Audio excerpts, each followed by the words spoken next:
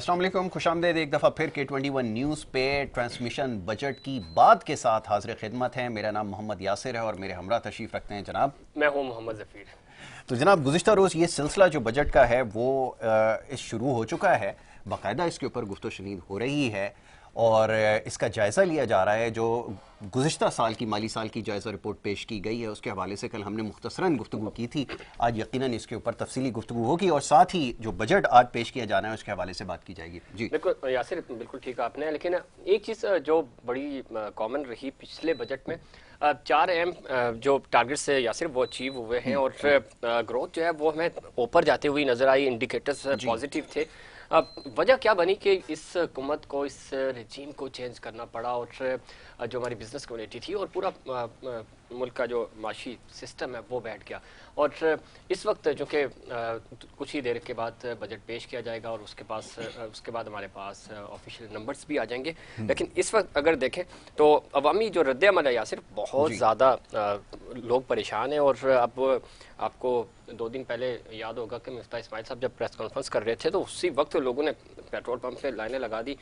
ये एक ऐसी कैफियत बन गई है मुल्क में इस वक्त के कुछ समझ नहीं आ रहा। आज भी लोग यही उम्मीद लगा के बैठे हैं कि शायद कोई रिलीफ मिलेगा, लेकिन जिस तरह कल भी कुछ पैनलिस्ट हमारे साथ मौजूद थे तो वो ये कह रहे थे कि इस पूरे बजट में लफ्ज़ रिलीफ तो आप माइनस ही कर दें, क्योंकि रिलीफ तो कुछ भी नहीं है। आप टैक्सेस बढ़ेंगे और आम आवाम इस पे एलीट क्लास जो है वो तो इफेक्ट नहीं होगी, बराह रास्त आम आवाम इफेक्ट होगी। ज़फ़ीर, आपने बिल्कुल ठीक कहा कि यकीनन एक्सपेक्टेशंस इतनी ज़्यादा नहीं है क्योंकि हमारे पास इतना स्पेस अब बाकी नहीं रहा कि हम जो है वो किसी किस्म का रिलीफ फराहम करें। दूसरी तरफ ये कि जो प्रोवाइडेड, मैं आपको हमेशा कहता हूँ कि जो सर्कमस्टांसेस हैं, ये जो हमें जिस वक्त सामना है जो चैलेंजेस का, ये बड़ी देर से हम देख रहे हैं कि चीज़ें जमा हो रही हैं और उसका नतीजा ये निकला कि इस वक्त आप देखें जो करंट अकाउंट डेफिसिट है एक बहुत बड़ा चैलेंज गवर्नमेंट के लिए, पिछली गवर्नमेंट के लिए भी रहा, इस गवर्नमेंट के लिए भी है यकीनन आने वाले वक्त में। और ये जो इन्फ्लेशन डबल डिजिट में गई है, जैसा भी जो लास्ट ईयर टारगेट एक रखा गया था 8% का, ये क्रॉस कर गया 13% पे, डबल डिजिट के अंदर चला गया। ये एक बड़ा एरिया ऑफ कंसर्न रहा है। उसके अलावा एक्सपोर्ट्स को बढ़ाना, दो के रेमिटेंसेस की सपोर्ट भी रही है। एक्सपोर्ट से ज़्यादा नंबर आपके रेमिटेंसेस के रहे 30 बिलियन के अराउंड, और ये बड़ी आपको सपोर्ट एक मिल गई। लेकिन समहाउ आपको कुछ ऐसी पॉलिसीज़ मुरतब करनी होंगी, कुछ ऐसी पॉलिसीज़ डिफ़ाइन करनी होंगी कि जिससे आप एक सस्टेनेबल ग्रोथ जो है उसको अचीव कर सकें। तो समहाउ कल भी ये बात होती रही है कि 6% की जो है वो जीडीपी आपने अचीव की है, बट आपको लोगों का स्टैंडर्ड ऑफ लिविंग जो है वो उस तरह से इंप्रूव होता हुआ नजर नहीं आया। यही वजह है ना कि देखिए महंगाई बढ़ गई है। अगर आपकी जीडीपी ग्रोथ में इजाफा हुआ तो महंगाई में भी इजाफा हुआ और चीज़ें उस तरह बैलेंस नहीं कर सकी हुकूमत। और आज बात हो रही है कि जी ग्रैंड डायलॉग होगा कौमी सतह पे और स्टेक होल्डर्स को शामिल किया जाएगा। ये बातें पहले भी होती रही हैं, लेकिन इन चीज़ों पे जब एग्जीक्यूशन की बारी आती है तो उस पर हम देखते हैं कि रिजल्ट जो है वो 0 होता है। क्या वजह थी कि तमाम स्टेक होल्डर्स, और आज भी जो स्टेक होल्डर्स हैं वो डिवाइडेड है। मसला ये है कि ये नहीं कि कोई खान साहब की हुकूमत में स्टेक होल्डर्स ऑन बोर्ड थे, उस वक्त भी ये इश्यूज थे, लेकिन मामलात आज शहबाज शरीफ साहब ये कह रहे हैं कि जब तक आप हमें ग्रैंड डायलॉग नहीं होगा और हमारी जो माशी पॉलिसियाँ हैं, और अब तो वो चार्टर ऑफ डेमोक्रेसी भी के साथ साथ आप कह रहे हैं चार्टर ऑफ इकॉनमी भी होना चाहिए, तो बिल्कुल होना चाहिए। लेकिन होना कब चाहिए? जब आपकी हुकूमत होती है तब होना चाहिए, या जब जिसकी भी हुकूमत हो आप उसके साथ खड़े हो? तो ये तो इशू है, थोड़ा सा कॉन्ट्रडिक्शन रहा है क्योंकि इससे पहले भी ये बात होती रही है कि आपको एक चार्टर ऑफ इकोनॉमी साइन करना होगा। ऊपर ठीक है कि अब जब आप हुकूमत में आ जाते हैं तो आपके ऊपर रिस्पॉन्सिबिलिटीज ज़्यादा हो जाती हैं, लेकिन ये सारी पाकिस्तान में जितनी भी पॉलिटिकल पार्टीज हैं ये उनको बैठ के सोचना होगा।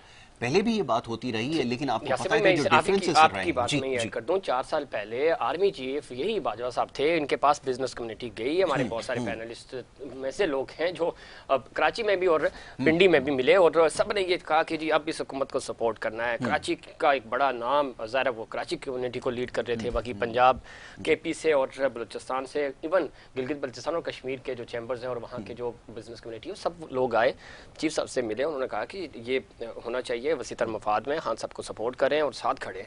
Right. हुआ क्या, ये जो आज डायलॉग हो रहा है ना, ये 4 साल पहले हो चुका है। और वहां से ये होता है कि जी खान साहब का भी थोड़ा सा एटीट्यूड का मसला रहा। हाँ। अब यहाँ पे भी अगेन वो ये कह रहे हैं कि मैं इन चोरों के साथ नहीं बैठना चाह रहा। तो ये इस सबसे चीज को इंपॉर्टेंट कैसे चीज है। खत्म आपने करें? बिल्कुल खुद ही इसका जवाब दिया जफीर, ये बात बिल्कुल ठीक है। जब आपको कोई इकोनॉमिक प्लान लेकर आना होता है तो तमाम स्टेक होल्डर्स को ऑन बोर्ड लेना होता है, और सबसे ज्यादा जरूरी ये होता है कि आप उनके साथ डायलॉग करें, उनकी बात सुने, उनकी तजावीज को गौर करें, अमल चाहे ना भी करें लेकिन उसके ऊपर गौर जरूर करें, क्योंकि ये सारी चीजें इसमें से मिसिंग थी।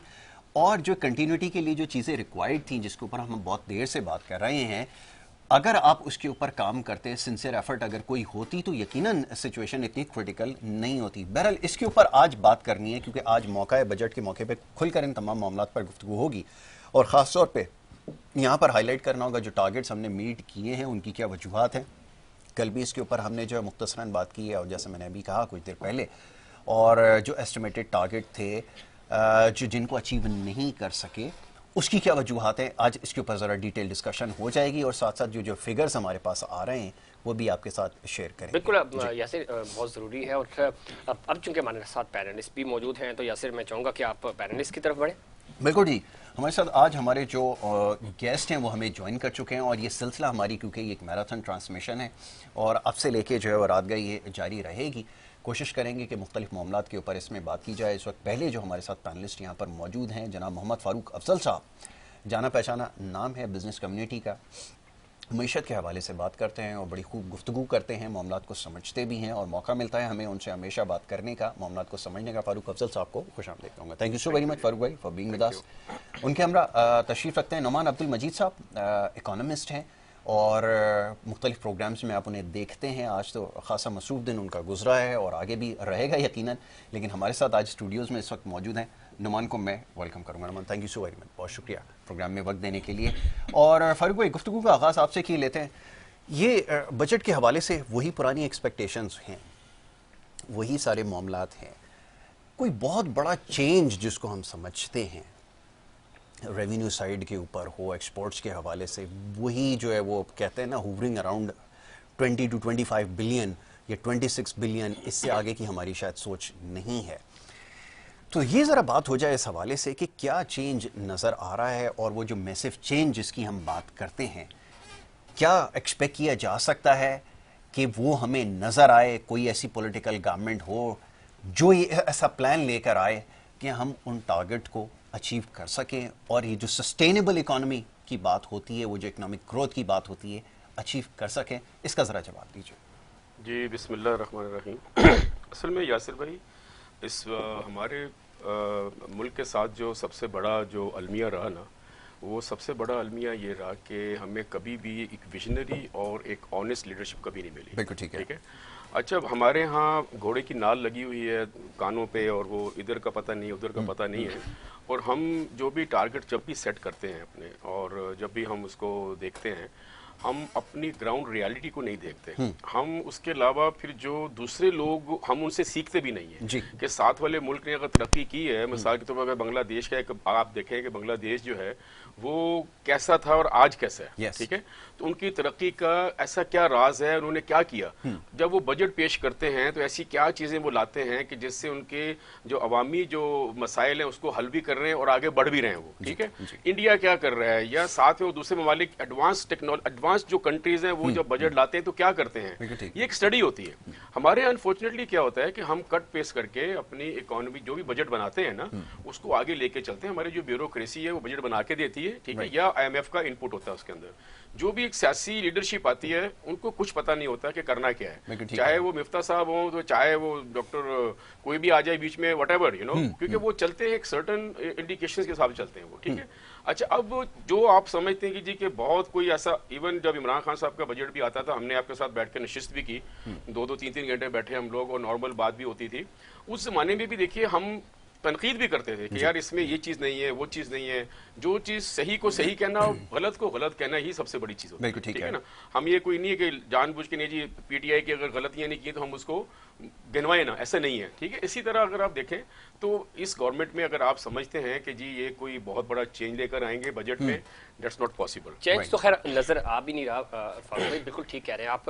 नुमान साहब किस तरह देखते हैं, चूंकि बांग्लादेश की ये बात कर रहे हैं और बांग्लादेश का 1% जो है वो 73% जो है वो $1 के बराबर है और हम 200 प्लस जा चुके हैं। और हालात ये बता रहे हैं जो इस वक्त बजट भी आ रहा है, IMF के साथ हमारे जो मुज़ाकरात हैं वो अभी पेंडिंग है मामलात। ये एग्रीमेंट अभी साइन नहीं हुआ क्योंकि वो बजट देख के ही साइन करेंगे। बजट उनकी मर्जी का आपको देना पड़ेगा। बिजनेस कम्युनिटी क्या सोच रही है और आप जैसे जो इंटेलेक्चुअल्स हैं वो क्या सोच रहे हैं, कैसे इस मुल्क को इस माशी सूरत हाल से और माशी बुरान से निकाला जा सकता है? बिस्मिल्लाहिर्रहमानिर्रहीम। देखिए बात ये है कि हम इकोनॉमिक प्लानिंग और इकोनॉमिक सस्टेनेबिलिटी की बात करते हैं ना, उसकी बुनियाद दुनिया का कोई भी मुल्क हो वो पॉलिटिकल स्टेबिलिटी होती है, ठीक है ना। हमारे किसी ज़माने में पाकिस्तान का 5 ईयर इकोनॉमिक प्लान बना करता था। अब आप एक काम करते हैं, आज हम 2022 में खड़े हैं जी जी, 5 साल के हालात देख लें पाकिस्तान के।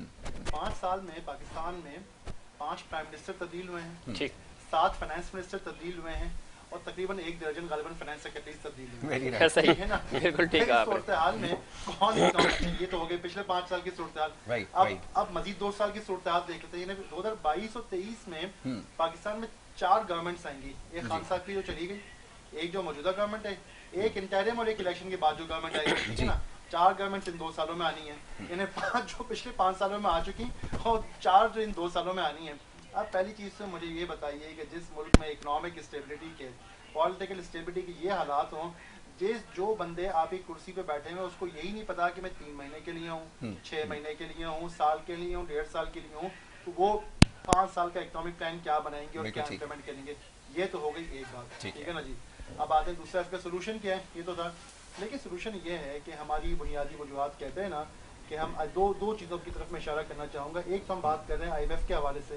बात ये कि हमारे यहाँ कोई भी शख्स अगर ये कहता है ना कि मैं आ जाऊँगा और जो है 1 महीने में या 10-15 दिन में या कल मैं IMF से बात करने जाऊँगा ही नहीं, तो बात ये है कि ये टेक्निकली पॉसिबल ही नहीं है। आपको अगर IMF से जान छुड़ानी है और आप ये देखें आप IMF के 22वें प्रोग्राम में आज हैं, तो उसके लिए आपको 2 से 3 साल की प्लानिंग और उस प्लानिंग की प्रॉपर एग्जीक्यूशन चाहिए।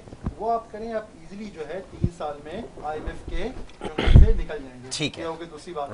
अब तीसरी चीज़ इसके अंदर ये है जिससे मैं हाईलाइट करना चाहूँगा, हमारे मास्टर मसाइल तो बहुत सारे हैं ना, एजुकेशन भी, हेल्थ भी। इस वक्त हम फौरी तौर पर बात करते हैं। फौरी तौर पर जो हमारा माशी मसला है वो है हमारा current account deficit. Yes, current account की वजह से नुकसान क्या होता है इसको समझने की जरूरत है। जो लोग हैं जो हमारे आपके प्रोग्राम में कम से कम तफसील से कुछ बात कर सकता है। करंट अकाउंट का नुकसान ये होता है कि करंट अकाउंट में सबसे पहले तो आपका रुपए की कदर नीचे जाती है, हम सबको पता है। जब रुपए की कदर नीचे जाती है तो उससे इन्फ्लेशन बढ़ता है क्योंकि आप एक इम्पोर्ट बेस्ड इकोनॉमी है। नंबर 2 चीज, अच्छा जब रुपए की कदर आपकी जब इन्फ्लेशन बढ़ता है तो आपका इंटरेस्ट रेट भी बढ़ता है क्योंकि आपका IMF से एग्रीमेंट है कि जो भी इन्फ्लेशन होगा आप। नुमान साहब बिल्कुल ठीक है, इस पे मजीद बात भी करेंगे चूंकि वक्त हुआ यहाँ ब्रेक का। ब्रेक के बाद मजीद हमारे पैनलिस्ट हमारे साथ मौजूद हैं और बजट की बात करेंगे और पैनलिस्ट से जानेंगे कि ये बजट कितना अवाम दोस्त होगा या फिर ये IMF दोस्त जिस तरह माजी में भी हमने देखा। लेकिन हमारे साथ रहिए।